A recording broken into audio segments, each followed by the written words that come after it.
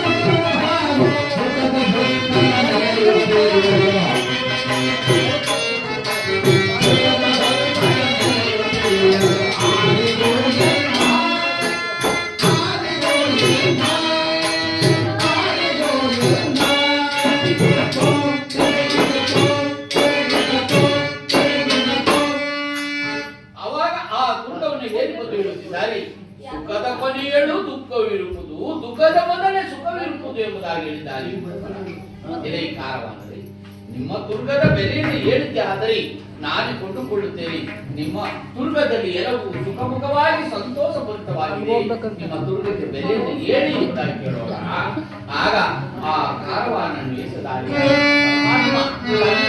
ಮಂತ್ರದಂಡವನ್ನು ವಿಕ್ರಮರಾಜನ ಕರದಲ್ಲಿ ಕೊಟ್ಟಿದ್ದಾನೆ. ಕಳೆದ ವಿಚಾರವೂ ಆಗಿರಲಿ, ಈ ಮಂತ್ರದಂಡವನ್ನು ತೆಗೆದುಕೊಂಡು ದುರ್ಗವನ್ನು ಏಕರಾಜಿ ಎಂಬುದಾಗಿ ಹೇಳಿದಾಗ ಆವಾಗ ಬಂದಂತಹ ವಿಕ್ರಮರಾಜರು ದುರ್ಗಕ್ಕೆ 3 ಬಾರಿ ಪ್ರದಕ್ಷಿಣೆಯನ್ನು ಮಾಡಿ ಆ ದುರ್ಗವನ್ನು ನಮಸ್ಕರಿಸಿ ದುರ್ಗವನ್ನು ಹೇಳಿ ಯಾವ ರೀತಿಯಾಗಿ ಪೆಟ್ಟನ್ನು ಹೊಡೆಯುತ್ತಿದ್ದಾರೆ.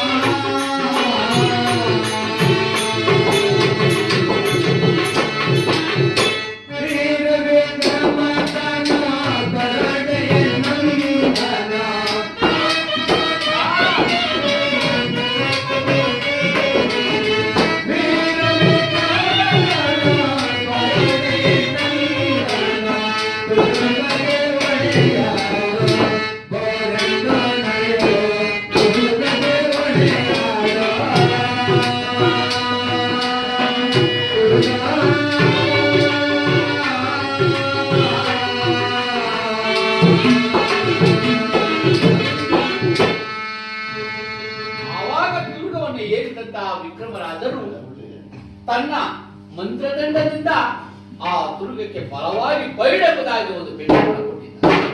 ಪೆಟ್ಟನ್ನು ಹೊಡೆದಂತಹ ಕ್ಷಣ ಮಾತ್ರದಲ್ಲಿ ನೆಲಮಾರ್ಗದಲ್ಲಿ ಹೋಗುತ್ತಿದ್ದಂತಹ ಆ ದುರ್ಗವಾದರೂ ಭೂಮಿಯನ್ನು ಬಿಟ್ಟು ಆಕಾಶ ಮಾರ್ಗದಲ್ಲಿ ಚಲಿಸಲು ಪ್ರಾರಂಭವಾಯಿತು. ಆಕಾಶ ಮಾರ್ಗದಲ್ಲಿ ಚಲಿಸುವಾಗ ನಾನಾ ದೇಶಗಳನ್ನು ಬಿಟ್ಟು ನಾನಾ ಸರೋವರಗಳನ್ನೇ ಬಿಟ್ಟು ದಾಟಿ ಹೋಗುವಂತಹ ಸಮಯದಲ್ಲಿ ಅಷ್ಟರಲ್ಲಿ ಭಗವಂತನನ್ನ ವಿಕ್ರಮರಾಜರು ನನ್ನ ರಾಜಸಭೆಗೆ ಬಂದು ನನ್ನ ಮೇಲೆ ನೀನು ಪಂಥವನ್ನು ಮಾಡಿ ಮಾಯದ ತುರ್ಗವನ್ನು ಏರಿಸುತ್ತೇನೆ ಎಂಬುದಾಗಿ ಹೇಳಿದೆಯಲ್ಲ, ಇದು ನಿನ್ನ ಮಾಡಿದ ತುರ್ಗವೇ. ಈ ತುರ್ಗವಾದರೂ ಎಲ್ಲಾ ತುರ್ಗವಾದರೂ ಭೂಮಿ ಮೇಲೆ ನಡೆದು ಹೋಗುವಂತಹ ತುರ್ಗ. ಈ ತುರ್ಗವಾದರೂ ಭೂಮಿಯನ್ನೇ ಬಿಟ್ಟು ಆಕಾಶ ಮಾರ್ಗದಲ್ಲಿ ಗಾಳಿ ರೂಪದಲ್ಲಿ ಚಲಿಸುತ್ತಿರುವುದು. ಇದು ಯಾವ ತುರ್ಗ?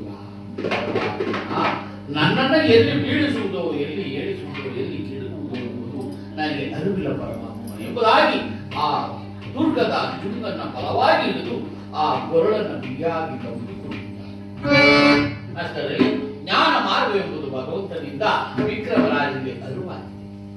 ನಾನು ಮಾಡಿದಂತ ತಪ್ಪಿಗೆ ನನಗೆ ಶಿಕ್ಷೆಯೇ ಭಗವಂತ, ಇದು ಏನ್ ಮಾಡುವುದು ಎಂಬುದಾಗಿ ಹೇಳಿದಾಗ ಆ ಭಗವಂತನನ್ನ ನೆನೆಯುತ್ತಿದ್ದಂತೆ ಆವಾಗ ದಟ್ಟವಾದರು ನಿಧಾನವಾಗಿ ದಟ್ಟವಾದಂತಹ ಗುಡ್ಡಾರಣ್ಯ, ಆ ದಟ್ಟವಾದಂತಹ ಕಾಡು, ಆ ಕಾಡಿನಲ್ಲಿ ಆ ವಿಕ್ರಮರಾಜರು ಇಳಿದಂತ ವಿಕ್ರಮರಾಜರು ಆ ಕಾಡನ್ನ ಯಾವ ರೀತಿಯಾಗಿ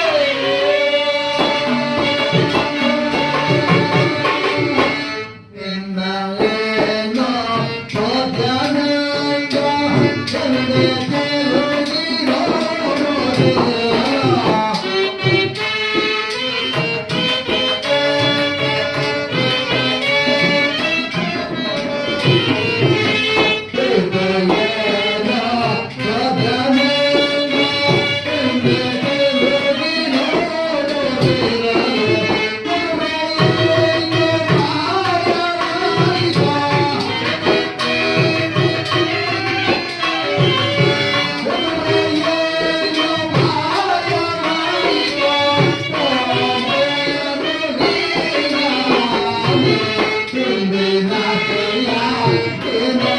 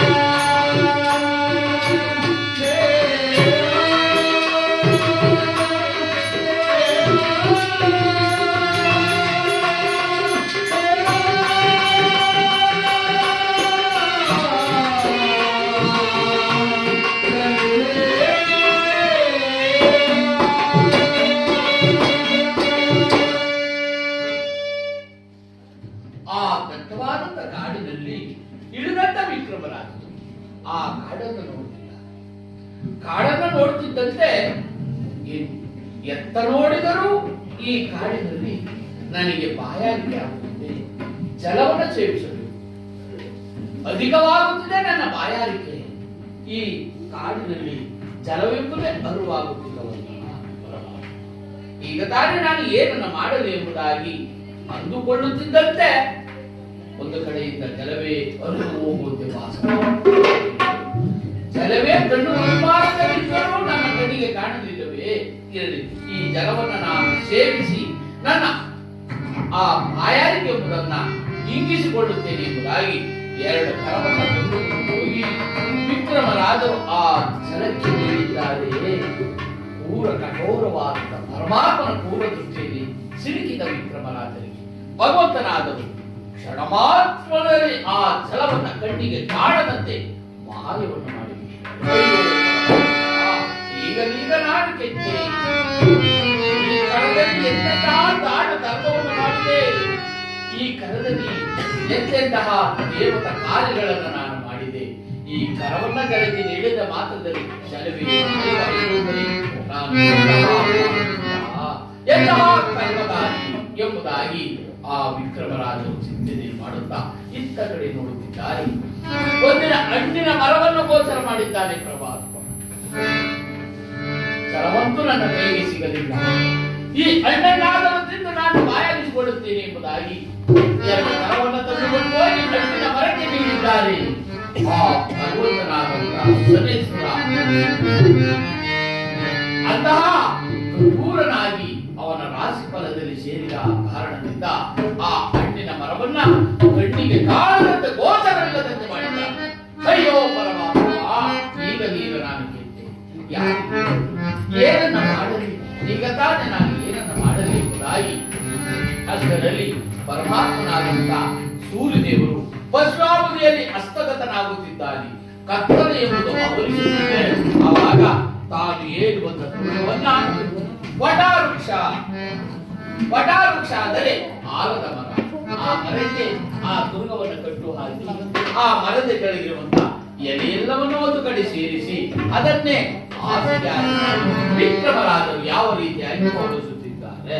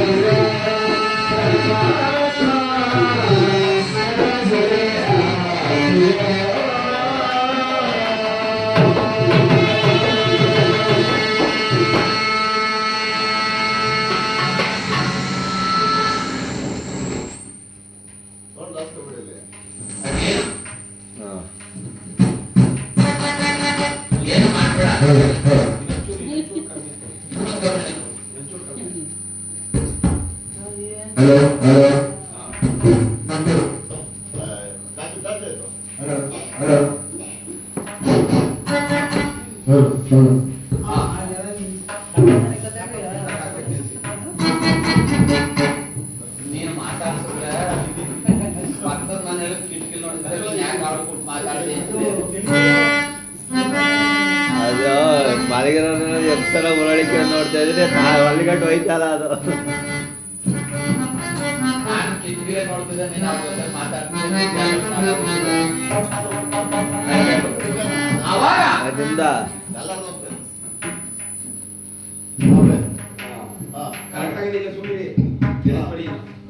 ಅದೇ ಪ್ರಕಾರವಾಗಿ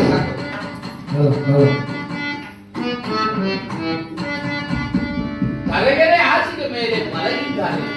ಅಷ್ಟರಲ್ಲಿ ಪೂರ್ವಾಮುಖಿಯಲ್ಲಿ ಸೂರ್ಯದೇವರು ಉದಯಿಸುತ್ತಿದ್ದಾರೆ. ವಿಕ್ರಮರಾಜರು ಎಚ್ಚೆತ್ತು ಮುಖಮಜ್ಜನವನ್ನು ಮಾಡಿ ಸೂರ್ಯದೇವರಿಗೆ ದೀರ್ಘಂಡವಾದ ನಮಸ್ಕಾರವನ್ನು ಕೊಟ್ಟು ತಾನು ಯಾವುದಾದರೂ ಪಟ್ಟಣವನ್ನು ಸೇರಬೇಕು ಎಂಬುದಾಗಿ ತಾನು ಕಟ್ಟು ಹಾಕಿದಂತ ಆ ಕುದುರೆಯನ್ನು ನೋಡುತ್ತಿದ್ದಾರೆ. ಭಗವಂತನಾದರೂ ಮಾಯ ಮಾಡಿದ್ದಾರೆ. ಆ ವಿಕ್ರಮರಾಜರು ಹೇ ಪರಮಾತ್ಮ, ಯಾವುದಾದರೂ ಪಟ್ಟಣವನ್ನು ಸೇರಬೇಕು ಎಂಬುದಾಗಿ ನಾನು ಹೇಳಿಕೊಂಡಂತ ಪೂರ್ವವನ್ನ ನೋಡಿದರೆ ಅದನ್ನು ಸಹ ನೀನು ಮಾಯ ಮಾಡಿದ್ದೀಯಾ? ಇದೆಲ್ಲವೂ ನಿನ್ನ ಮಾಯದಾರವೇ. ಈಗ ತಾನೇ ನಾನು ಏನನ್ನು ಮಾಡಲಿ ಎಂಬುದಾಗಿ ಆ ಕಡೆ ಈ ಕಡೆ ನೋಡುವಂತಹ ಸಮಯಕ್ಕೆ ಒಬ್ಬ ಬೇಟೆಗಾರ ಬಂದಿದ್ದಾನೆ. ಬೇಟೆಗಾರ ಬಂದು ಕೇಳುತ್ತಿದ್ದಾನೆ, ಇಲ್ಲೇ ದಾರಿಕಾರರೇ, ನೀವು ಯಾರು? ಈ ದಟ್ಟವಾದಂತ ಕಾಡಿನಲ್ಲಿ ಪರಿತಪಿಸುತ್ತಿರುವರಲ್ಲ, ನೀವು ಯಾರು ಎಂಬುದಾಗಿ ಕೇಳಿದ್ದಾರೆ. ವಿಕ್ರಮರಾಜರು ನನ್ನನ್ನು ಏನೆಂಬುದಾಗಿ ಕರೆದೆ ನೀನು ಎಂಬುದಾಗಿ ಕೇಳಿದ್ದಾರೆ. ದಾರಿಕಾರನೆಂಬುದಾಗಿ ಹೇಳಿದೆ ಸ್ವಾಮಿ. ಹೌದು, ಇಲ್ಲಿಯ ತನಕ ಉಜ್ಜಯಿನಿಪುರವನ್ನು ಪರಿಪಾಲನೆ ಮಾಡುತ್ತಿದ್ದಂತ ರಾಜವಿಕ್ರಮನು ನಾನು. ಅದನ್ನು ಹೊರತುಪಡಿಸಿ ಇನ್ನು ಮುಂದೆ ನೀನು ಹೇಳಿದಂತೆ ನಾನು ದಾರಿಕಾರ ಎಂಬುದಾಗಿ ನಾಮಕರಣವನ್ನು ಮಾಡಿಕೊಂಡು ಹೊರಡಬೇಕು. ಎಲೆ ಬೇಟೆಗಾರ, ನಾನು ಒಂದು ಪಟ್ಟಣವನ್ನು ಸೇರಬೇಕು. ನನಗೆ ಒಂದು ಮಾರ್ಗವನ್ನ ಸೂಚಿಸಿಕೊಡು, ಒಂದು ಮಾರ್ಗವನ್ನ ತೋರಿಸಿಕೊಡು ಎಂಬುದಾಗಿ ಆವಾಗ ಆ ಬೇಟೆಗಾರ ವಿಕ್ರಮರಾಜರನ್ನ ಮುಂದೆ ಕರೆದು ತಂದಿದ್ದಾನೆ. ಕರೆದು ತಂದು ಹೇಳುತ್ತಿದ್ದಾನೆ, ನೋಡಿ ಸ್ವಾಮಿ, ಈ ಮಾರ್ಗವನ್ನ ಅನುಸರಿಸಿ ನೀವು ಹೋಗುವುದಾದರೆ ಪಟ್ಟಣವನ್ನ ಸೇರುತ್ತೆ, ತಾಮನಿಂದ ಪಟ್ಟಣವನ್ನ ಸೇರುತ್ತೆ.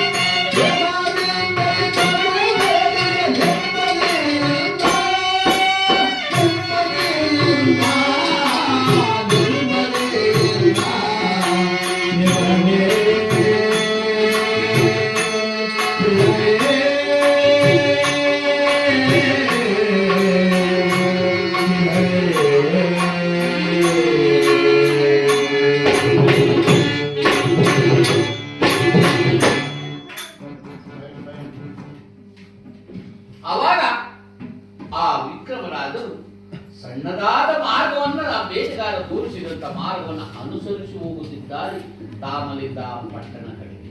ಇತ್ತ ಭಗವಂತನಾದಂತಹ ಶನೀಶ್ವರ ವೇಷಧಾರಿಯಾಗಿ ಆ ವಿಕ್ರಮರಾಜನ ಮಂತ್ರಿ ಬಳಿ ಬಂದು ಯಾವ ರೀತಿಯಾಗಿ ಹೇಳುತ್ತಿದ್ದಾರೆ.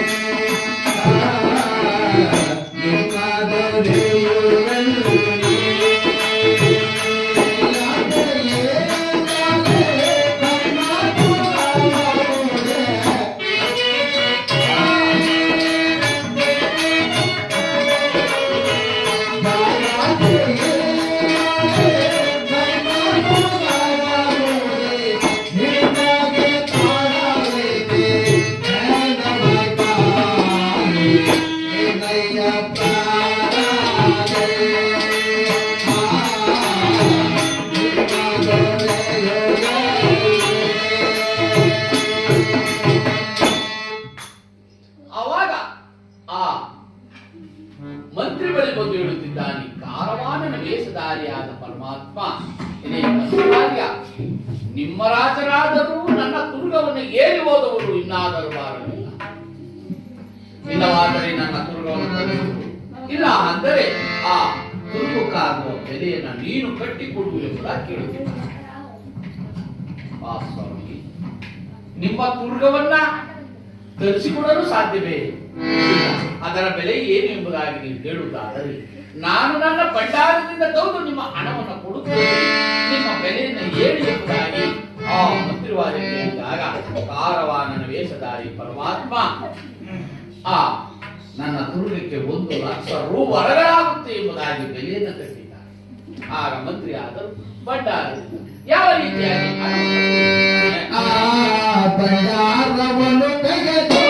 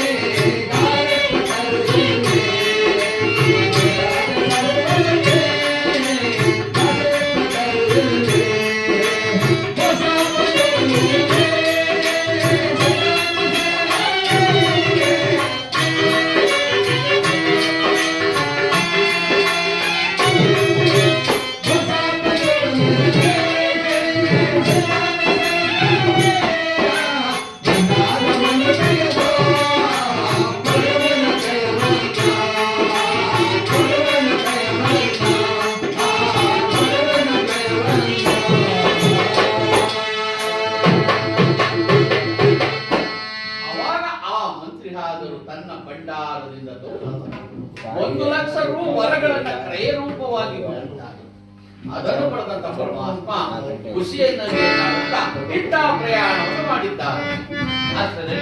ತ್ರಿವಿಕ್ರಮರಾದರು ತಾವು ಪಟ್ಟಣದ ಮುಂಭಾಗಕ್ಕೆ ಪಟ್ಟಣದ ಮುಂಭಾಗದಲ್ಲಿ ನಿಂತು ಆಲೋಚನೆ ಮಾಡುತ್ತಾರೆ. ಈ ಪಟ್ಟಣವನ್ನು ನಾನು ಪ್ರವೇಶ ಮಾಡಬೇಕು. ಈ ಪಟ್ಟಣವನ್ನು ಪ್ರವೇಶ ಮಾಡಬೇಕಾದರೆ ಹರಿನಾಮ ಸಂಕೀರ್ತನೆ ಮಾಡಬೇಕು. ಇಲ್ಲವಾದರೆ ನಾರಾಯಣ ನಾಮವನ್ನು ಸ್ತುತಿಸಲೇ. ಎಲ್ಲದಕ್ಕಿಂತಲೂ ದಶರಥನ ಮಗ ರಾಮ ಆ ರಾಮಚಂದ್ರನ ನಾಮಾಂಕಿತವನ್ನು ಹೇಳುತ್ತಾ ಈ ಪಟ್ಟಣದ ಒಳಗಡೆ ನಾನು ಪ್ರವೇಶ ಮಾಡಬೇಕೆಂಬುದಾಗಿ ಆವಾಗ ರಾಮ ರಾಮ ತಾಯಿ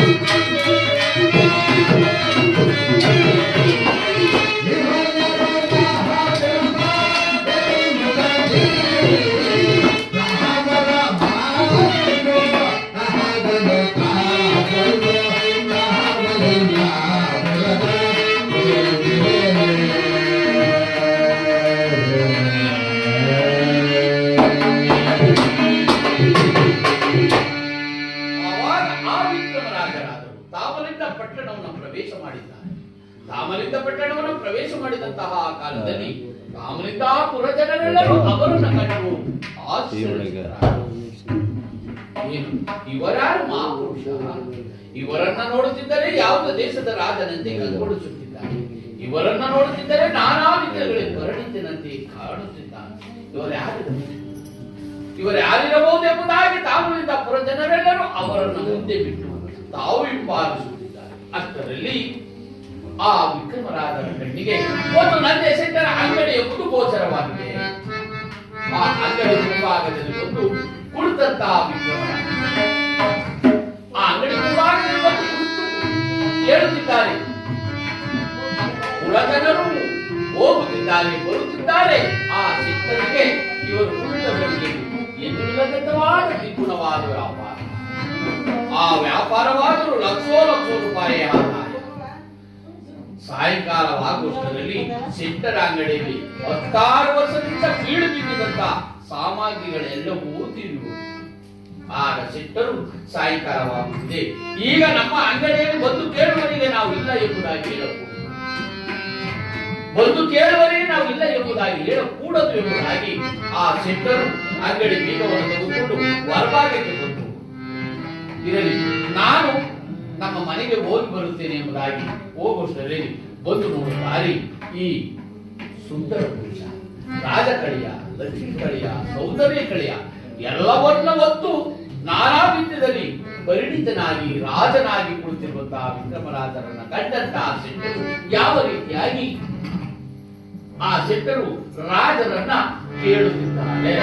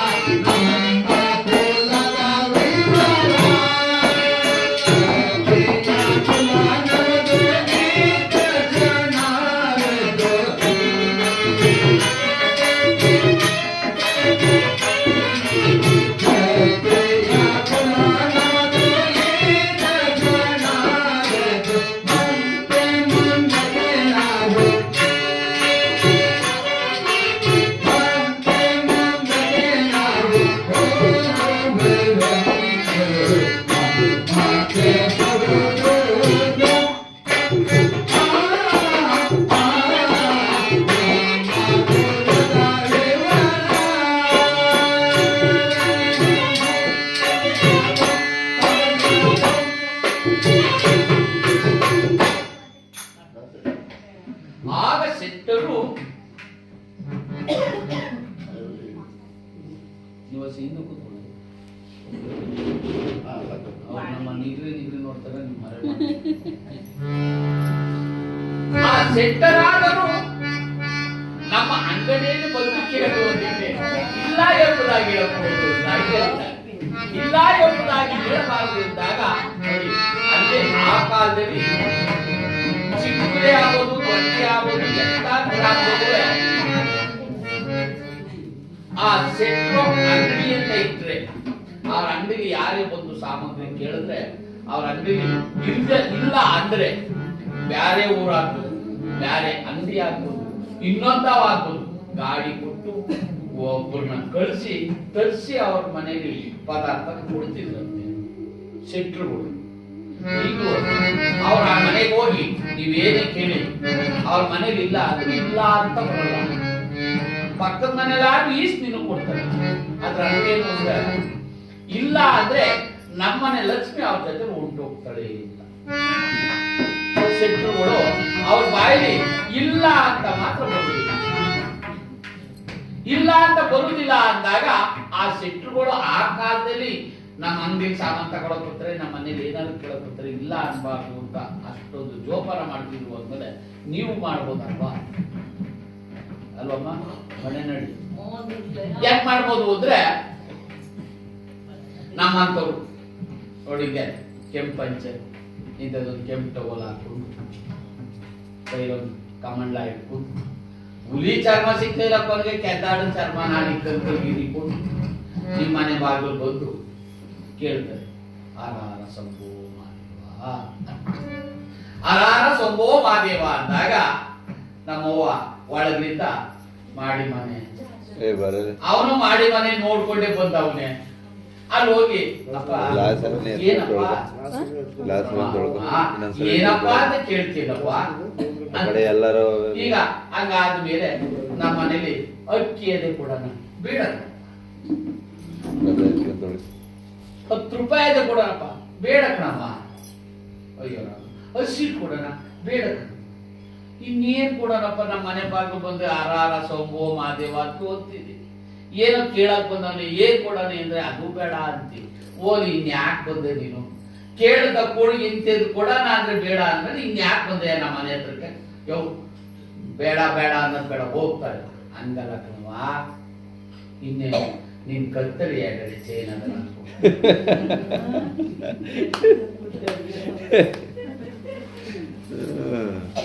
ಈಗಿನ ಹಂಗೆ ಕೇಳೋದು. ಎರಡೆರಡು ಚೈನ್ ಇಲ್ಲ ಅಂದ್ರೆ ಕೈ 2 ಬಾಡಿಯವರ ಕೊಡವ, ಚಿನ್ನ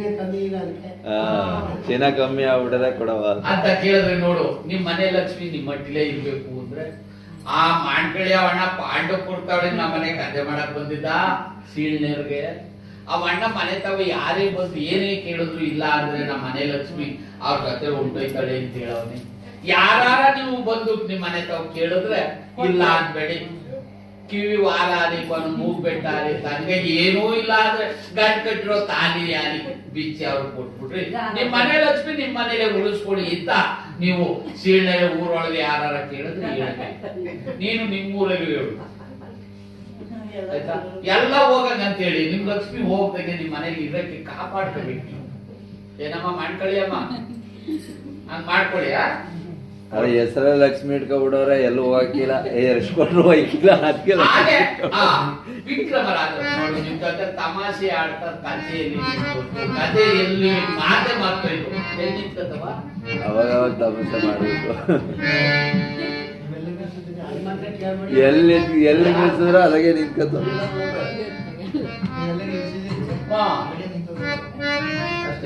ಅಷ್ಟೇ. ಸೆಟ್ರ ಮೇಲೆ ಕತೆ ಹೇಳಿ ಸೆಟ್ರ ಮನೆ ತಗೊಂಡಿರ್ತದೆ ಅಂತ ಹೇಳ್ತಿರಲ್ಲ, ಇರ್ಲಿ. ಅವಾಗ ಆ ಸೆಟ್ರು ಬಂದು ಕೇಳುತ್ತಿದ್ದಾರೆ, ಅಯ್ಯ ದಾರಿಕಾರ ನೀವು ಯಾರು? ನೀವು ಎಲ್ಲಿಂದ ಬಂದಿರಿ? ನೀವು ಎಲ್ಲಿಗೆ ಹೋಗುತ್ತಿರುವಿರಿ? ನಿಮ್ಮ ಕಾರ್ಯವೇನುಂಟು ಎಂಬುದಾಗಿ ಕೇಳಿದ್ದಾರೆ.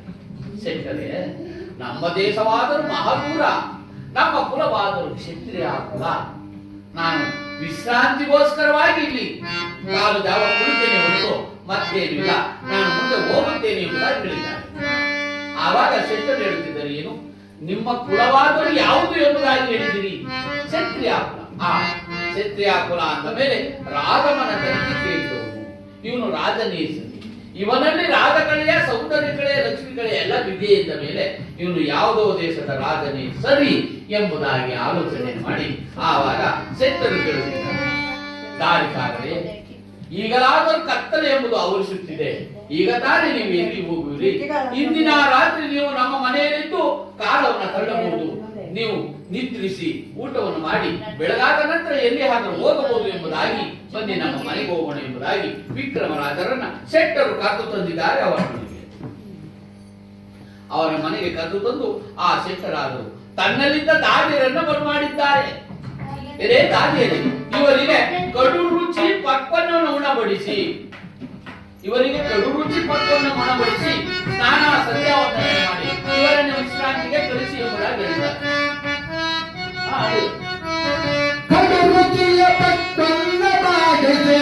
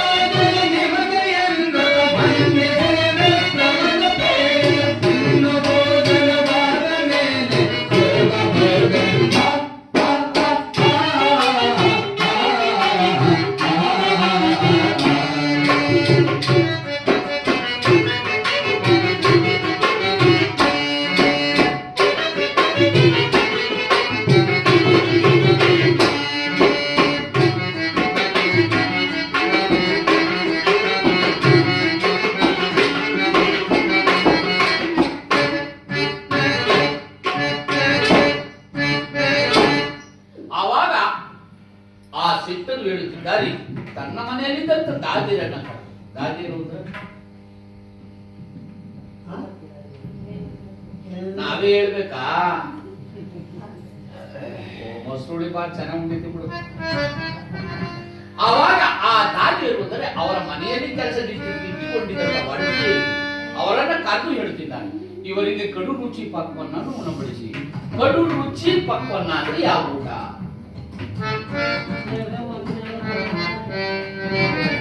ನಿಮ್ಗೆಲ್ಲ ಸೊಸೆರು ಬಂದಿಲ್ವಾ? ಹಳಿ ಮಕ್ಕಳು ಬಂದಿಲ್ವಾ? ನಂಟು ನಿಮ್ಮ ಮನೆಗೆ ನಂಟರಿಷ್ಟು ಬರುವುದಿಲ್ವಾ? ಅವ್ರಿಗೆಲ್ಲ ಏನು ಊಟ ಮಾಡಿ ಹೋಗಿ ಹೆಂಗೆ ಮುಗ್ತೆ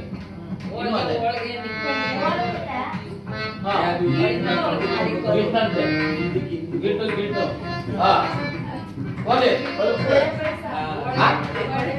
ನೋಡು, ಅವಳು ಸೀಗೆಕಾಯಿಯಿಂದ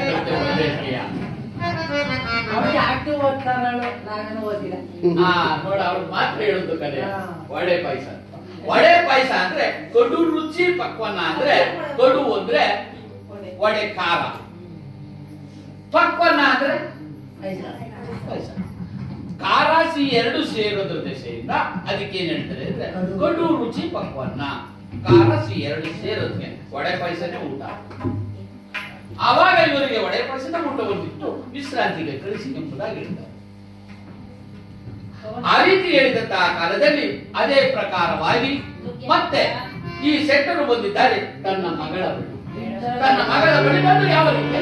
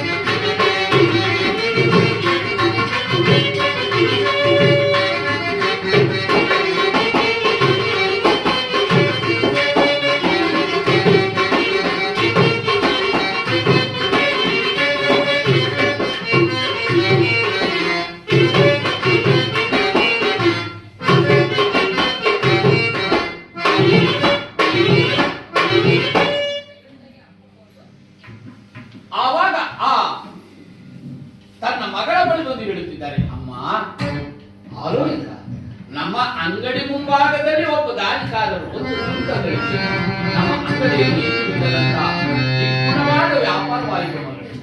ಅವರನ್ನು ನೋಡುತ್ತಿದ್ದರೆ ಯಾವುದೋ ದೇಶದ ರಾಜನಂತೆ ಕಂಡುಕೊಳ್ಳುತ್ತಿದ್ದಾರೆ. ಅವರು ರಾಜಕಳೆಯ ಸಂಸ್ಕೃತಿಗಳೇ ಎಲ್ಲವೂ ಅವರಲ್ಲಿ ಎದ್ದು ಕಾಣುತ್ತದೆ. ನಾನಾ ವಿದ್ಯೆಗಳು ಪಾರಂಗಿತನಂತೆ ಕಾಣುತ್ತಿದ್ದಾರೆ.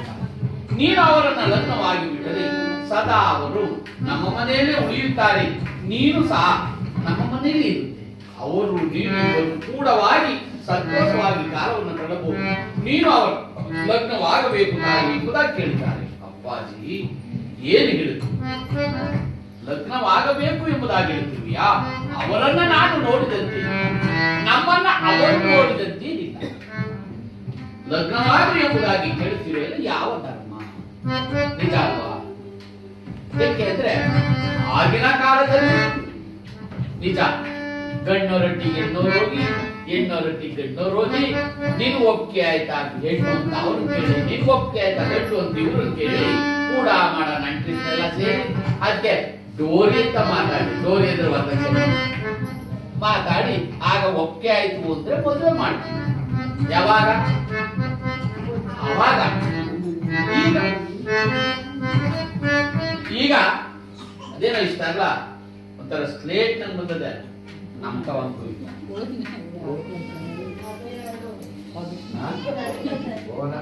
ಏನದು ಮೊಬೈಲ್ ಅದು ನಾನು ನೋಡಿ ಗೊತ್ತಿಲ್ಲ. ಅದ ಹಿಡ್ಕೊಬಿಟ್ಟು ಸೀಳ್ನೆರೆ ಕಾಲೇಜ್ ನಿಂತ್ಕೊಬಿಟ್ಟು ಅಲ್ಲೇ ಹಲೋ ಹಲೋ ಹಾ ಹಾ ಅದೇ ಕೆಳಗಡೆ ಅದಲ್ಲ ಆಲಂಡ ಇಲ್ಲಿ 2ನೇ ಆಲಂಡ ಇಲ್ಲಿ ಸೀಳ್ನೆರೆ ಅಲ್ಲಿ ನಿಂತಿದ್ದೀನಿ. ಹಾ ಗಾಡಿ ತಗೋ ಬಂದ್ರೆ ಹಿಂಗೆ ಉಂಟು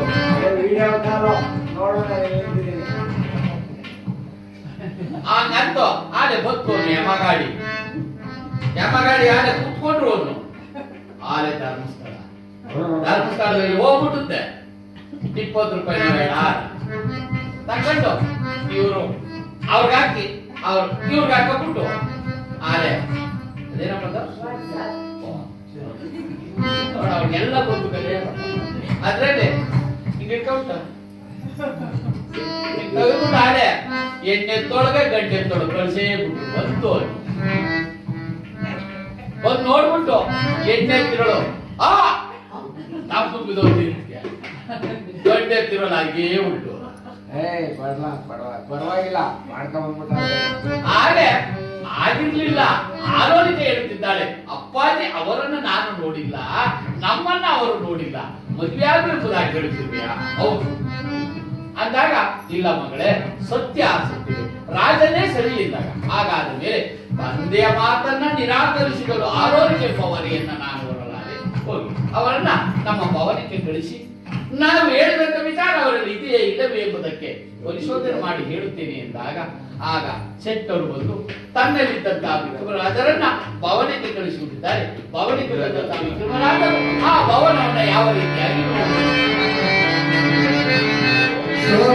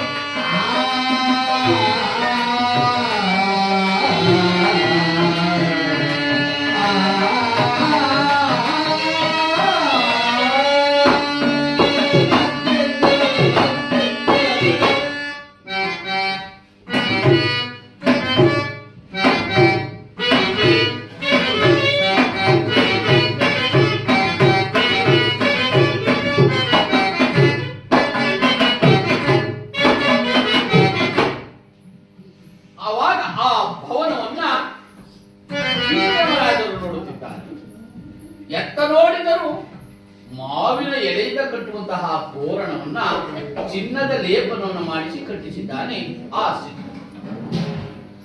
ಒಂದನೇ ಅಂಕಣವನ್ನು ನೋಡಿ ಎರಡನೇ ಅಂಕಣಕ್ಕೆ ಕಾಲನ್ನು ಇಟ್ಟಿದ್ದಾರೆ. ಎರಡನೇ ಅಂಕಣದಲ್ಲಿ ಆ ಗೋಡೆಯ ಮೇಲೆ ಸಿಂಹ, ಸಾಧೂಲ, ನವಿಲು, ಸಾರಂಗಗಳನ್ನ ಕೆತ್ತನೆ ಮಾಡಿಸಿದ್ದಾನೆ. ಅದು ಅಲ್ಲದೆ ಅದನ್ನ ನೋಡುತ್ತಿದ್ದಂತೆ ವಿಕ್ರಮರಾಜರು ಆಶ್ಚರ್ಯಗೊಂಡು ಮೂರನೇ ಅಂಕಣಕ್ಕೆ ಬಂದಿದ್ದಾರೆ. ಮೂರನೇ ಅಂಕಣದಲ್ಲಿ ಎತ್ತ ನೋಡಿದ ದೀಪ ಸ್ತಂಭಗಳು ತಮ್ಮಷ್ಟಿಗೆ ತಾವು ಹತ್ತು ಉರಿಯಲು ಪ್ರಾರಂಭವಾಗಿದ್ದಾರೆ. ಇತ್ತ ನೋಡಿದರೆ ಆ ಮಂಚವಾದರು ತನ್ನಷ್ಟಿಗೆ ತಾವೇ ತೂಗುತ್ತಿದೆ. ಆವಾಗ ವಿಕ್ರಮರಾಜರು ಹೇಳುತ್ತಿದ್ದಾರೆ, ಏನು, ನಾನು ಉಜ್ಜಯಿನಿಪುರವನ್ನು ಪರಿಪಾಲನೆ ಮಾಡುತ್ತಿದ್ದಂತ ರಾಜ ವಿಕ್ರಮ ನಾನು ಅಂದ ಮೇಲೆ ಇಂತಹ ಒಂದು ಭವನವನ್ನು ಕಟ್ಟಿಸಲು ನನ್ನಿಂದ ಸಾಧ್ಯವಾಗಲಿಲ್ಲ. ಇವನು ಶೆಟ್ಟರು, ನೋಡಿದರೆ ಒಬ್ಬ ವ್ಯಾಪಾರಗಾರ. ಇವನು ಇಂಥ ಭವನವನ್ನು ಕಟ್ಟಿಸಿದ್ದಾನೆ ಎಂದರೆ ಇವನಿಗೆ ಆ ಹಣ, ಆ ಸಿರಿ ಸಂಪದ ಎಲ್ಲಿಂದ ಬಂತು? ಇವನು ಎಲ್ಲಿ ಈ ಹಣವನ್ನು ತಂದ? ಇಂಥ ಭವನವನ್ನು ಹೇಗೆ ಕಟ್ಟಿಸಿದ ಎಂಬುದಾಗಿ ವಿಕ್ರಮರಾಜರು ತನ್ನಷ್ಟಿಗೆ ತಾನೇ ತನ್ನ ಮನಸ್ಸಿನಲ್ಲಿ ಆಲೋಚನೆಯನ್ನು ಮಾಡುತ್ತಿದ್ದಾರೆ. ಆ ಶೆಟ್ಟರು ಎಲ್ಲಿ ಗೊತ್ತಾಗುವುದು? ವ್ಯಾಪಾರ ಆಯ್ತಾರ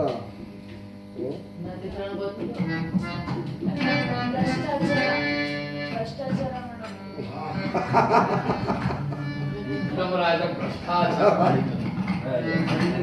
ಹೇಳು.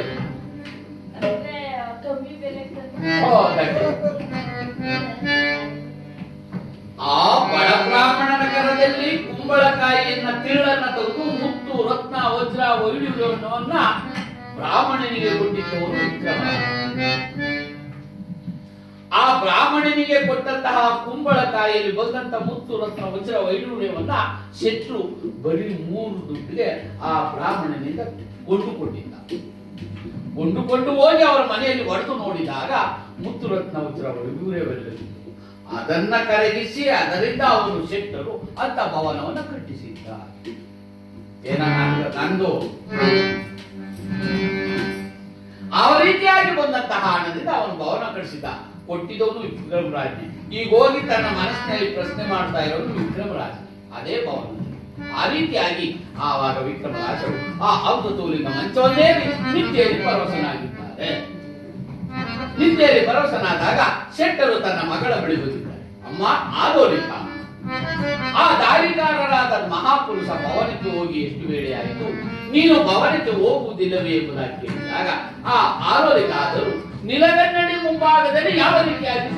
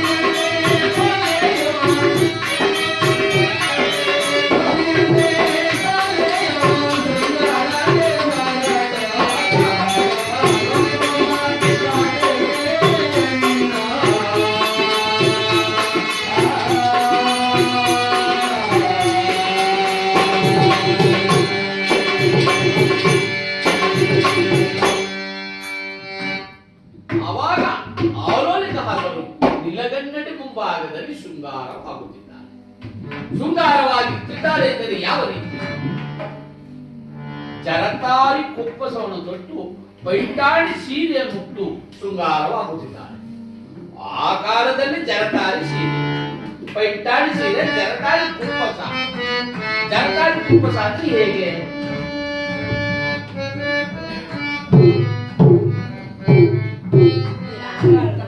ಜರತಾರಿ ಕುಪ್ಪಸ ಅಂದ್ರೆ ಬೆಳ್ಳಿಯ ಎಳೆ ಚಿನ್ನದ ಎಳೆಯನ್ನು ಸೇರಿಸಿ ನೇಯ್ಗೆಯನ್ನು ಮಾಡಿದರೆ ಬೆಳ್ಳಿ ಚಿನ್ನ ಎರಡು ಸೇರಿದರೆ ಮಾತ್ರ ಅದಕ್ಕೆ ಜರತಾರಿ. ನೀವೇ ಮಾಡ್ತೀರಿ? ಯಾವ್ದೋ ಒಂದು ಮದುವೆಗೆ ಹೋದ್ರೆ ಎಲ್ಲೋ ಪಾಪ ಅವರು ನನ್ನಂತ ಬಡವ ಮನೆ ತವೆ ಮದುವೆ ಮಾಡಿ ಟೇಬಲ್ ಚೇರ್ ಹಾಕ್ತೀನಿ, ಪರ್ಸಾಲೆ ಮೇಲೆ ಊಟ ಕೊಡುವಂತ ಕಾಲ. ಆಗ ಊಟ ಕೂತ್ಕೊಂಡು ಆಗ ನಮ್ಮ ತಾಯಿ ಅಂತವ್ರು ನಮ್ಮ ಅವನಂತವ್ರು ಊಟ ಕೂತ್ಕೊಳ್ಳೋದು ನೀವು ಅಮ್ಮ ಮೇಗು ಕೆಳಕು ನೋಡ್ತಾ ಇತ್ತು. ಯಾಕೆ ಹೇಳು?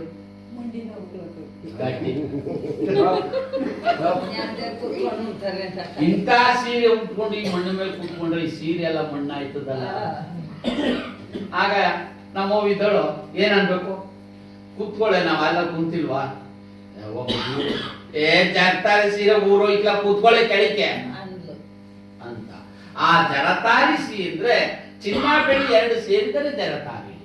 ಪೈಠಾಣಿ ಸೀರೆ ಆಗಿನ ಕಾಲದಲ್ಲಿ ಅದಕ್ಕೆ ಆ ಚಿನ್ನ ಬಿಳಿ ಎಲೆಯನ್ನು ಸೇರಿಸಿ ಆ ಅಂಚನ್ನ ನೇಯ್ಗೆ ಮಾಡಿದ್ರೆ ನೀವು ರೇಷ್ಮೆ ಸೀರೆ ಅಂತ ಸೀರೆ. ಚಿನ್ನ ಬೆಳ್ಳಿ ಸೀರೆ ಎರಡು ಸೇರಿದರೆ ಜರತಾರಿ ಅಂತ. ಅಂತದನ್ನ ಉಟ್ಕೋತಿದ್ದವು ಅಂತ ಆರೋಗ್ಯ. ಆಗ ಆ ಸೀರೆ ಅಷ್ಟು ಬೆಲೆ ಇತ್ತು. ಈಗ ನಿನ್ನೆ ಹೊತ್ತರೆ ನಮ್ಮೂರಲ್ಲಿ ಒಬ್ಬ ಸಾರ್ತಿದ್ದ, ಏನಂತ, 100 ರೂಪಾಯಿಗೆ ಸೀರೆ, 100 ರೂಪಾಯಿಗೆ ಸೀರೆ, 100 ರೂಪಾಯಿಗೆ ಸೀರೆ ಅಂತ. ನಾನು ಅಲ್ಲಿ ಬಂದೆ, 100 ರೂಪಾಯಿಗೆ ಸೀರೆ ಅಂತನಲ್ಲ ಇಲ್ವಾ, ಅದೆಷ್ಟು ಹೊಲಗಾಯ್ತು ಸೀರೆ. ಆಗ ವಯ ಬಂದ, 100 ರೂಪಾಯಿಗೆ ಸೀರೆ, 100 ರೂಪಾಯಿ. ಯೋ ದಿವ್ಸ ಏನೇ ಇಲ್ಲ ಗೌಡ್ರೆ, 100 ರೂಪಾಯಿ 5 ಕರೆಕ್ಟ್ ನಿಜ ಸೀರೆ. 100 ರೂಪಾಯಿ ಕೂಡ 5 ಸೀರೆ ತಗೊಳ್ಳಿ. ಅಲ್ಲ ಕನೆಯ ಏನೇ ಇಂತ ಕಾಲ ಬಂದು 100 ರೂಪಾಯಿ 5 ಸೀರೆ. ಸ್ವಾಮಿ ಈಗ ಸೀರೆಗೆ ಬೆಲೆ ಇಲ್ಲ ಸ್ವಾಮಿ, ಅವೆಂತವ 2 ಕಾವುಗಳು ಬಂದ್ಬಿಟ್ಟು ಸೀರೆನೇ ಕುಂತ್ಕೊತ ಇಲ್ಲ ಸ್ವಾಮಿ. ಹಾಗೆ ಆರೋಗ್ಯ ಆ ರೀತಿಯಾಗಿ ಕೂತಿರ್ಲಿ. ಅವಾಗ ಜರತಾರಿ ಕುಪ್ಪಸ ಅಂದ್ರೆ ಆಗಿನ ಕಾಲದಲ್ಲಿ ಕುಪ್ಪಸ ಅಂದ್ರೆ ರೌಕೆ. ಆ ಕುಪ್ಪಸ ಹೋಗಿ ರೌಕೆ ಅಂತ ಬಂತು. ರೌಕೆ ಹೋಗಿ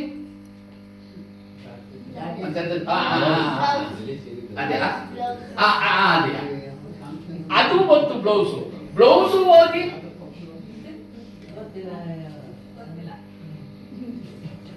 ಇನ್ನೂ ಇಲ್ಲ. ಆ ಬ್ಲೌಸ್ ಹೋಗಿ ಆವಾಗ ಎಂತೆಂತವೆಲ್ಲ ಬಂದು ಅವೆಲ್ಲ ಬಂಟು ಹೋಗಿ ಈಗ 26, 27ನೇ ಇಸ್ವಿ. ಇದು 26 ಮುಗೀತಲ್ವ? 26 ಈಗ 26ನೇ ಇಸ್ವಿ ಅವ್ವ. ಆ 26ನೇ ಇಸ್ವಿಲಿ ಈಗ ಒಂಥರ ಬಂದದೆ. ಏನಿಲ್ಲ, 20 ಸೆಂಟಿಮೀಟರ್ ಬಟ್ಟೆ ಸಾಕು. ಅದ ತಗೊಂಡು ಟೈಲರ್ ಹತ್ರಕ್ಕೆ ಹೋದ್ರೆ ಸಾಕು. ಅಣ್ಣ ಇದ್ರಲ್ಲಿ ರಾವ್ಕೆ ವಾಲ್ ಕೊಡೋಣ, ರಾವ್ಕೆ ವಾಲ್ ಕೊಡೋಣ ಅಂದ್ರೆ ಅವನಂತಾನೆ 800 ರೂಪಾಯಿ ಕೂಲಿಯವ ಸಾದ. ಆದ್ರೆ ಇದ್ರಲ್ಲಿ ಡಿಸೈನ್ ಬೇಕು ಅಂದ್ರೆ 1,500, ಇನ್ನೂ ಡಿಸೈನ್ ಬೇಕು ಅಂದ್ರೆ 3,000 ಅಂತ ಹೇಳ್ತಾನೆ. ಹಣ ಏನು ಬೇಡ, ಸಾಧನೆ ವಾಲ್ ಕೊಡೋಣ ಅಂದ್ರೆ ಅವನೇ ಮಾಡ್ತಾನೆ. ಆ 20 ಸೆಂಟಿಮೀಟರ್ ಅಲ್ಲಿ ಕೆಳಭಾಗದಲ್ಲಿ ಸುತ್ತ 2 ಇಂಚ್ ಆಗಕ್ಕೆ ಪಟ್ಟಿಯನ್ನು ಕಟ್ತಾನೆ. ಪಟ್ಟಿಯನ್ನು ಕಟ್ಬಿಟ್ಟು ಏನ್ ಮಾಡ್ತಾನೆ, ಈ ಕಡೆಯಿಂದ ಒಂದು ಲಾಡಿ, ಆ ಕಡೆಯಿಂದ ಒಂದು ಲಾಡಿ ಕುಲೋ. ಇದಕ್ಕೆ 500 ರೂಪಾಯಿ ಕೂಲಿ ಇರ್ತದೆ. ಆರೋಲಿಕ ಆ ರೀತಿ ಇರಲಿಲ್ಲ. ಜರತಾರಿ ಕುಪ್ಪಸವನ್ನು ತೊಟ್ಟಿದ್ದರು, ಅಣಿಯಲ್ಲಿ ಸಿಂಗಾರವನ್ನು ಧರಿಸಿದರು. ಅಣಿಯಲ್ಲಿ ಸಿಂಗಾರ ಅಂದ್ರೆ ಆಗಿನ ಕಾಲದಲ್ಲಿ ನಮ್ಮ ಅವನಂತವ್ರು ಕೆಳಭಾಗದಲ್ಲಿ ಸ್ವಲ್ಪ ಕೈ ಎಣ್ಣೆನ ಸವರಿ ಅದರ ಮೇಲೆ ನಾಮವನ್ನಿಟ್ಟು ಆ ನಾಮದ ಮೇಲೆ ಅರಿಶಿನವನ್ನಿಟ್ಟರೆ ಅದಕ್ಕೆ ಕರೀತಿದ್ದರು ಸಿಂಗಾರ. ನೋಡು ನಮ್ಮ ಮಾಣ್ಕಳಿ ಅಕ್ಕ ಹಣೆ ನಾಮ ಇಟ್ಕೊಳ್ಳಿ ಎಷ್ಟು ಚಂದವಾಗಿ ಕಾಣ್ತವೆ, ಎಷ್ಟು ಅಂದವಾಗಿದೆ ಅಗಲವಾಗಿ. ಈಗ ಹಂಗೇನಿಲ್ಲ. 10 ರೂಪಾಯಿ ತಗೊಂಡು ಎಂತ ಸ್ಟೋರ್ ಅದ ಅಲ್ಲಿ ಹೋಗ್ಬಿಟ್ಟು 10 ರೂಪಾಯಿ ಕೊಟ್ಬಿಟ್ಟು ಅಣ್ಣ ಬೊಟ್ಟು ಕೊಡಣ್ಣ ಅಂದ್ರೆ ಅವ್ನು 10 ರೂಪಾಯಿ 20 ಬೊಟ್ಟು ಕೊಡ್ತಾನೆ. ಆ ಬಟ್ಟ ತಂದ್ಬಿಟ್ಟು ಆ ಹಿಂದ್ಗಡೆ ಒಂಥರ ಬಿಳಿ ಎಲೆ ಇದೆ, ಹಿಂಗ್ ಎಳೆದ್ಬಿಟ್ಟು ಹಿಂಗ್ ಅಂಟಿಸ್ಬಿಟ್ರೆ 10 ಸಾರಿ ನಿರ್ಮಾ ಪೌಡ್ರ್ ಹಾಕೋ ತೊಳೆದ್ರು ಕಿತ್ತೋಗಲ್ಲ. ಯಾವ ಪೌಡ್ರ? ಮತ್ತೆ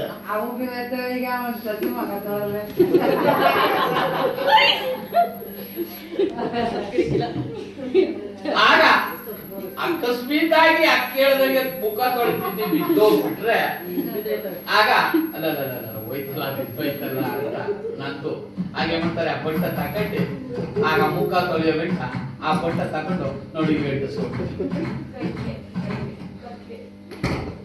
ಅಂಟಿಸ್ಕೊಂಡ್ಬಿಟ್ಟು ಮುಖ ತೊಳೆದಾದ್ಮೇಲೆ ಎಲ್ಲ ತೆಗೆದ್ಬಿಟ್ಟು ಈಗ ಒಂಥರ ಗಮ್ಮ ತಗೊಂಡಿದ್ರಿ, ನರಮಾನವರ ಗಮ್ಮು ನೋಡ್ತಾರೆ. ಒಂದ್ಸಾರಿ ಹಿಂಗ್ ಅಂಟಿಸ್ತಾರೆ, ಅಂಟ್ಕೊಳ್ಳೇ ಇಲ್ಲ, ಇನ್ನೇನ್ ಮಾಡೋದೀಗ ಅಂಟಿಲ್ವಲ್ಲ ಅಂತ ಹೇಳ್ಬಿಟ್ಟು ಹಾಗೆ ಮಾಡ್ತಾರೆ. ಮುಗಿದಾಯ್ತು.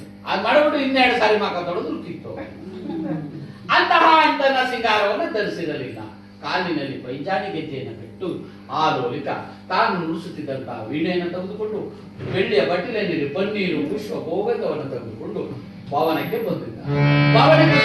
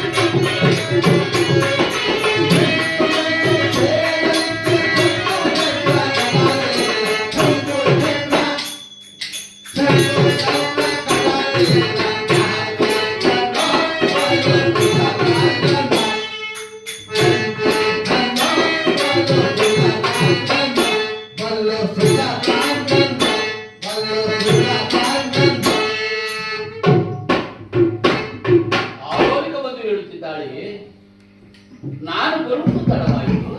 ಈ ದಾರಿಕಾರರಾದ ಮಹಾಪುರುಷರು ನಿತ್ಯಲ್ಲಿ ಇವರನ್ನ ಎಚ್ಚರ ಮಾಡುವುದು ಹೇಗೆ?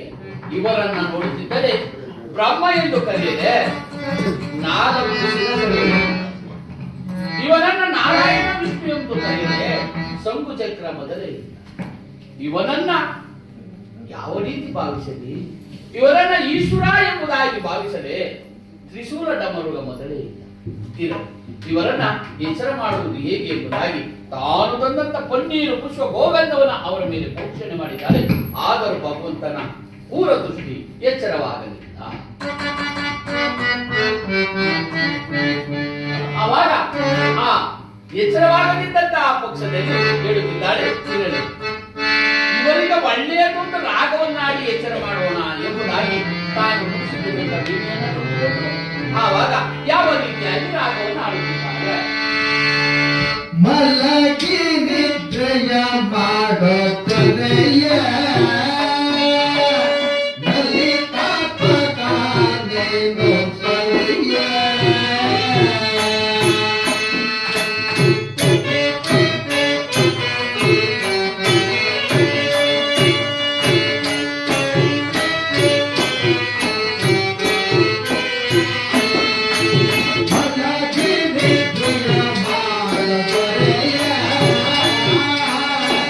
Hare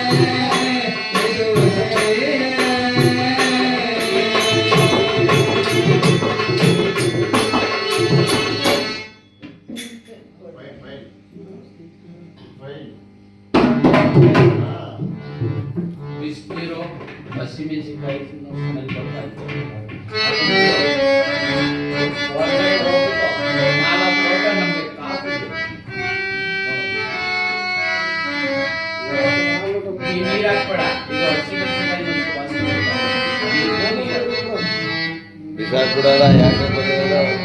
ಅದೇ ಪ್ರಕಾರವಾಗಿ ಆಲೋಲಿಕನಾದರೂ ಮಲಗಿದ್ದೆ ಮಾಡ ನನ್ನ ದೊರೆ ಈಗ ಹೇಳಲ್ಲ. ಒಂದ ತಾಯಿ ಮಗ ಈಗೇನು ಬೇಡ ಒಂದು 10 ನಿಮಿಷ ಕೂತ್ಕೊಳ್ಳಿ ಒಂದು 10 ನಿಮಿಷ ಇಲ್ಲಿ ಮಲಗ ಸ್ಫೂರ್ತಿ ಕೂಡ ಮಲಗಬೇಕು. ಇನ್ನೂ ಮಲಗೆ ಇಲ್ಲ, ಅದೇ ಕೈ ಕಾಲು ಕಳ್ಬಿಟ್ಟಿಯ. ಹೋಗ್ಲಿ ಗೊತ್ತಿಲ್ಲ ಸರಿ ಸರಿ ಬಿಡಿ ಇಲ್ಲೇ ಹೋಗ್ ಹೋಗ್ ಮಾಡೋ ಆ ನೀರ್ ಚೆಲ್ಬಿಟ್ಟು ಬೇರೆ ನೀರ್ ಕಾಯಿಸಿ ಕಾಫಿ ಟೀಯ? ಕಾಫಿ ಹೋಗಮ್ಮ ಕಾಯಿಸಿ.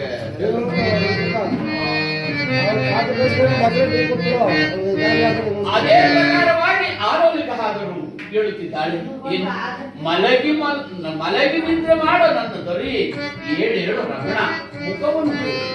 ನಾನು ನಿನ್ನನ್ನು ವಿವಾಹ ಆಗುತ್ತೇನೆ ಎಂಬುದಾಗಿ ನೆಚ್ಚಿ ಬಂದಿದ್ದೇನೆ. ಏಳು ರಮಣ, ಏಳು ನನ್ನ ಮುಖವನ್ನು ನೋಡು ರಮಣ ಎಂಬುದಾಗಿ ಹೇಳುವಾಗ ಭಗವಂತನ ಪೂರ್ವ ದೃಷ್ಟಿ ಇದ್ದಂತ ವಿಕ್ರಮರಾಜರಿಗೆ ಎಚ್ಚರವೆಂಬುದೇ ಆಗ ಆಲೋಲಿಕ ಬೇಸರಗೊಂಡಿದ್ದಾಳೆ. ಬೇಸರಗೊಂಡು ಹೇಳುತ್ತಿದ್ದಾಳೆ, ಏನು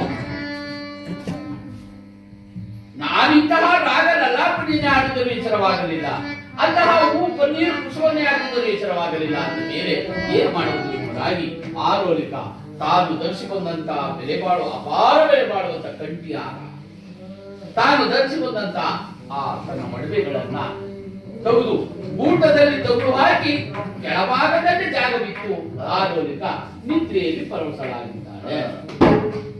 ಆಲೋಲಿಕ ನಿದ್ರೆಯಲ್ಲಿ ಪರವಶಳಾದಂತಹ ಕ್ಷಣ ಮಾತ್ರದಲ್ಲಿ ಭಗವಂತನಾದರೂ ಇತ್ತ ಕಡೆ ಆಲೋಚನೆ ಮಾಡುತ್ತಿದ್ದಾನೆ. ಏನು ಆಲೋಲಿಕ ನಿದ್ರೆಯಲ್ಲಿ ಪರವಶಳಾಗಿದ್ದಾಳೆ. ಈಗ ವಿಕ್ರಮರಾಜರಿಗೆ ಎಚ್ಚರವಾಗುವಂತೆ ವಾಸ ಮಾಡುತ್ತೇನೆ ಎಂಬುದಾಗಿ ಆವಾಗ ಆ ಗೋಡೆಯಲ್ಲಿ ಬಂದಂತ ಚಿತ್ರಾಂಶಕ್ಕೆ ಜೀವ ಕಳೆಯನ್ನು ತುಂಬುತ್ತಿದ್ದಾನೆ. ಆ ಚಿತ್ರಾಂಶಕ್ಕೆ ಜೀವವೆಂಬುದು ಬರುತ್ತಿದೆ. ಬರುವಂತ ಸಮಯಕ್ಕೆ ವಿಕ್ರಮರಾಜರಿಗೆ ಎಚ್ಚರವಾಗಿದೆ. ಎಚ್ಚರವಾದಂತ ವಿಕ್ರಮರಾಜರು ಆ ರಾಜ ಅಂಶವನ್ನ ಯಾವ ರೀತಿಯಾಗಿ ಕಟ್ಟೆರೆದು ನೋಡುತ್ತಿದ್ದಾರೆ.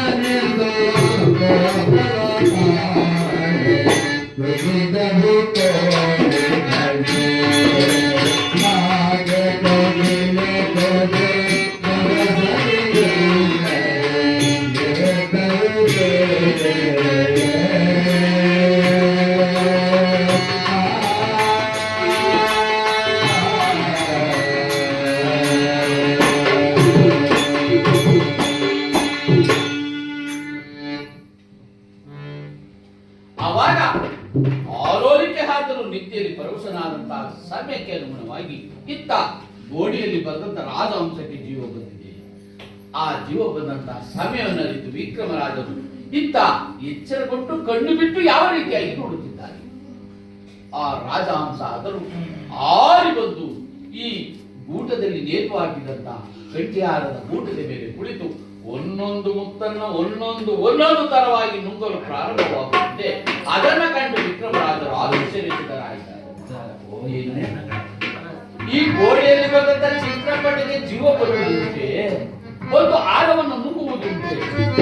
ಇದನ್ನ ಕಾಮಲಿಂಗಾಪುರ ಜನರಿಗೆ ಹೇಳಿದರೆ ಆ ಮಹಾರಾಜ ಚಂದ್ರಸೇನ ಮಹಾರಾಜನಿಗೆ ಹೇಳಿದರೆ ಕೇಳುವನೇ ಇಲ್ಲ. ನನ್ನನ್ನ ಗದಿಯದಿದ್ದರೂ ಕಳ್ಳನಾಗಿ ಮಾಡುತ್ತೇನೆ ಎಂಬುದಾಗಿ ಹೇಳಿದಂತ ಪರಮಾತ್ಮ ಶನೀಶ್ವರ ಇದು ಸತ್ಯ, ಅವರ ಮಾತೆ, ಇದು ಅವರದೇ.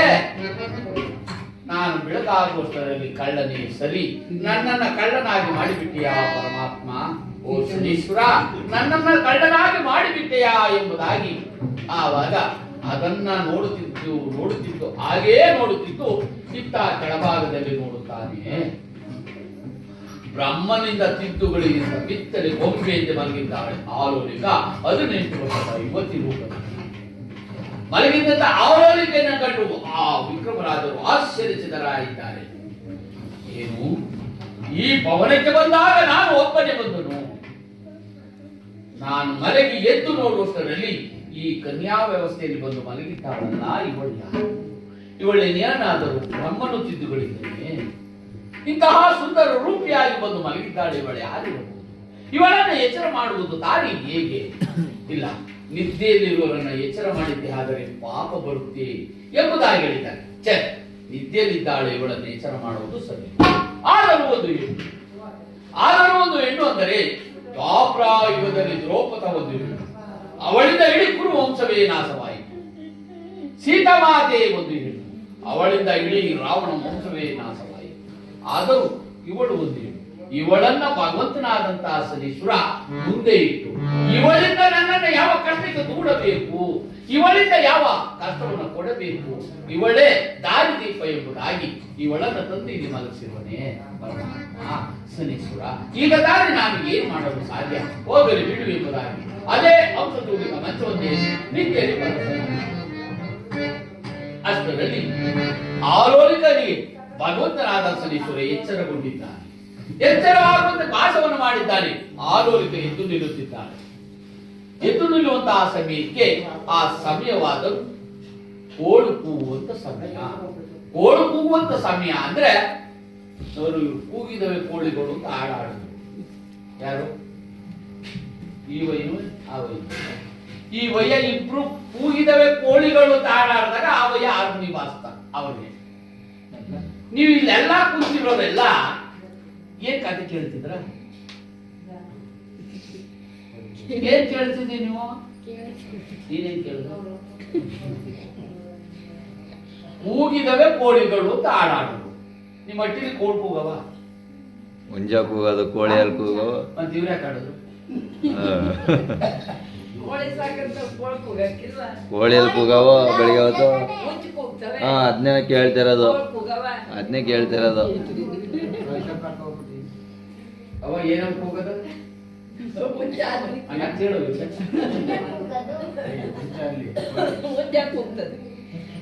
ಕೋಳಿ ಕೂಗ್ತದೆ ಅಂತ ಯಾಕೆ ಹೇಳ್ತೀನಿ? ಮುರ್ದಂಗ್ ಹಾಕಿ ಒಂದ ಕೋಳಿ ಎಂದರು ಆದ ಕಾರಣ ಆ ಕೂಗಿದವು ಕೋಳಿ. ಆ ಸಮಯವಾದರೂ ಬೆಳಗಿನ ಜಾವ ಕೂಗುವ ಕೋಳಿ ಕೂಗುವ ಸಮಯ ಅಂತ ಮೇಲೆ ಆಲೋಚನೆ ಎದ್ದು ನಿಂತಿದ್ದಾರೆ. ಇರಲಿ, ಬೆಳಗಾಗುತ್ತಿರುವುದು. ನನ್ನ ಪುರ ಜನರು ನನ್ನನ್ನು ನೋಡಿದರೆ ಪರಪುರುಷರ ಜೋಡಿಯಲ್ಲಿದ್ದರು ಎಂಬುದಾಗಿ ಅಪಹಾಸ್ಯ ಮಾಡ್ತಾರೆ. ಇಲ್ಲ, ನಾನು ನಮ್ಮ ಮನೆಗೆ ಹೋಗಬೇಕು, ಬೆಳಗಾಗುವುದರಲ್ಲಿ ನಾನು ನಮ್ಮ ಮನೆಗೆ ಹೋಗಬೇಕು ಎಂಬುದಾಗಿ ನಾನು ನೇರವಾಗಿದ್ದ ಕೂಟದ ಕಡೆ ತಿರುಗು ನೋಡುತ್ತಾಳೆ. ಆರವು ಏನು? ಇದೇ ಕೂಟದಲ್ಲಿ ನನ್ನ ಆರವನ್ನು ತಗೊಳ್ಳುವಾಗಿ ನಾನು ಮಲಗಿದ್ದೇನೆ. ನಾನು ಎದ್ದು ನೋಡುತ್ತದೆ ಆರಿಲ್ಲವೆಂದರೆ ಈ ದಾರಿಕಾರರ ಮಹಾಪುರುಷ ನನಗೆ ನಿದ್ರೆ ಬಂದ ಮೇಲೆ ತಾವೇನಾದರೂ ನನ್ನಲ್ಲಿ ಬಚ್ಚಿಟ್ಟಿರುವರೆ, ನನ್ನಲ್ಲೇನಾದರೂ ತಮಾಷೆ ಮಾಡಲು ಬಚ್ಚಿಟ್ಟಿರುವರೆ? ಇಲ್ಲ, ಇವರು ನಾನು ಬಂದು ನೋಡಿದಾಗ ಯಾವ ರೀತಿ ಮಲಗಿದ್ದರೋ ಈಗಲೂ ಸಹ ಅದೇ ರೀತಿಯಲ್ಲಿ ಮಲಗಿದ್ದಾರೆ. ಇವರನ್ನ ಯಾವ ರೀತಿ ಕೇಳುವುದು? ಇರಲಿ, ಇವರನ್ನ ಎಚ್ಚರ ಮಾಡಲು ಸಮಯವಲ್ಲ, ಇರಲಿ ಎಂಬುದಾಗಿ ಆಲೋಲಿಕ ಬೇಸರಗೊಂಡಿದ್ದಾಳೆ, ಕೋಪಗೊಂಡಿದ್ದಾಳೆ. ತನ್ನ ಕರವನ್ನೆತ್ತಿ ಆ ವಿಕ್ರಮರಾಜರ ಕೆನ್ನೆ ಪೈಡೆಂಬುದಾಗಿ ಹೊಡೆದಿದ್ದಾಳೆ. ಹೊಡೆದಕ್ಷಣ ಮಾತ್ರ ವಿಕ್ರಮರಾಜರು ಎಚ್ಚೆತ್ತು ಹೇಳುತ್ತಿದ್ದಾರೆ, ಯಾರು ನನಗೆ ಕೆನ್ನೆಯಲ್ಲಿ ಹೊಡೆದವಳು? ನಾನು ಹೊಡೆದವಳು. ಏತಕ್ಕೋಸ್ಕರವಾಗಿ ಹೊಡೆದರಿ ಎಂಬುದಾಗಿ ಕೇಳಿದಾಗ, ನನ್ನ ಬೆಲೆ ಬಾಳುವಂತಹ ಕಂಠಿಯಾರವನ್ನು ನೀವು ತೆಗೆದುಕೊಂಡಿರುವಿರಿ. ನನ್ನನ್ನು ಪುರಜನನು ನೋಡಿದರೂ ಬೆಳಗಾಗುತ್ತಿದೆ, ನನ್ನನ್ನು ಆಡಿಕೊಳ್ಳುತ್ತಾರೆ. ನನ್ನ ಆರವನ್ನು ಕೊಡಿ, ನಾನು ನಮ್ಮ ಮನೆಯಲ್ಲಿ ಹೋಗಬೇಕು ಎಂಬುದಾಗಿ ಕಾತುರದಿಂದ ಬೇಸರದಿಂದ ಕೋಪಗೊಂಡು ಕೇಳುತ್ತಿದ್ದಾಳೆ. ಅಮ್ಮ, ನಾನು ನಿನ್ನ ಪದಕವನ್ನು ಕದ್ದವನಲ್ಲ ತಾಯಿ, ನನ್ನಲ್ಲಿಲ್ಲ ತಾಯಿ ಎಂಬುದಾಗಿ ಹೇಳುತ್ತಿದ್ದಾನೆ. ಭಗವಂತ ಮಾಯ ಮಾಡೋದನ್ನ ಅವಳೆಲ್ಲ ತಂದ್ಕೊಡ್ತಾಳೆ. ಸತ್ಯ ತಿಳ್ಕೊಳಕ ಮಾಡವನೆ. ಸ್ವಾಮಿರು ನಮ್ಮ ಮೊಮ್ಮಗಳು ಕುಡಿ, ಕುಡಿಯುವ ಕಾಫಿ